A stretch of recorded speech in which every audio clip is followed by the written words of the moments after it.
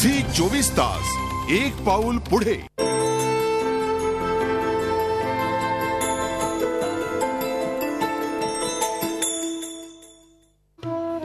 निसर्गापुढे माणसाचं काही चालत नाही असं म्हणतात, पण मोडून पडला संसार पण मोडला नाही कणा। पाठीवरती हात ठेवून फक्त लढ म्हणा। या कविवर्य कुसुमाग्रजांच्या कवितेप्रमाणे महानोरांनीही हार मानलेला नाही।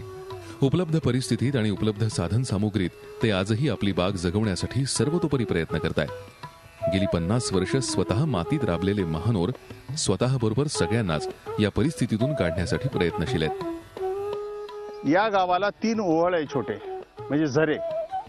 हा एक झरा तो तिन्हींवर मी साठवण तलाव हे 82-84 ला केले। कमी जमीन टाकून साठवण तलाव केले, त्या लोकांना रिलीफ दिला। त्याच्या खालच्या जवळजवळ 100-150 विहिरी जिवंत झाल्या, 3ही याच्या खालच्या। पुन्हा ते स्रोत जिवंत राहावे, अंतर्गत पाणी नंतर जानेवारी-फेब्रुवारी पर्यंत वाहतं आतलं, म्हणून 6-6 फूट जमिनीत खोल आणि वर 4 फूट खोल असे जे ताली वजा बंधारे महात्मा फुलेंनी सांगितले ते उभे केले। आणि जेवढे शिवार असेल तेवढ्या प्रत्येक शिवारात वरच्या पाझर तलापासून तर खालच्यापर्यंत सिमेंटचे बांध मातीचे होते, पण ते टिकाऊ नव्हते, लोक नाराज होते आणि म्हणून ते केले। असे 41 सिमेंट बांध, 2 ब्रिज कम बंधारा, 3 साठवण तलाव आणि सोशल फॉरेस्ट्री या पद्धतीने उभे केले। पहिल्यांदा माझी विनंती आहे शासनातल्या सगळ्या प्रमुख मंडळींना, त्याच्याही पेक्षा सचिव सेक्रेटरींना आणि काम करणारे शेवटच्या घटकामध्ये जे काम करतात शासनाचे त्यांना, की तुम्ही ताबडतोब पैसे पारित करून हे द्या। मोठी धरणं छोटी धरणं जी आहे ती आपल्याकडे नक्की झालेली आहे, त्याची कामं अजून 25-30 वर्षात पूर्ण होणार नाही। युद्ध पातळीवर ती काम जसं जमेल त्या योजनेप्रमाणे ते पूर्ण करा।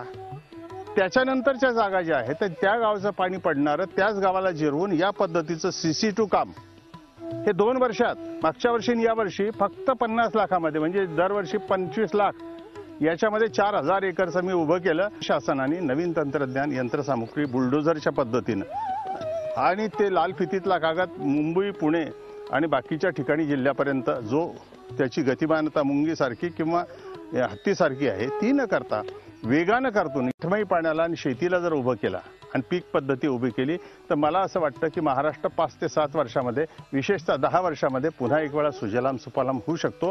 पिण्याचा पाण्याचा प्रश्न येणार नाही, आठमाई पाण्याचा प्रश्न येणार नाही आणि शेतकऱ्याला प्रत्येक वेळेला भीक मागणे किंवा आत्महत्या करणे हे तर बिलकुल होणार नाही।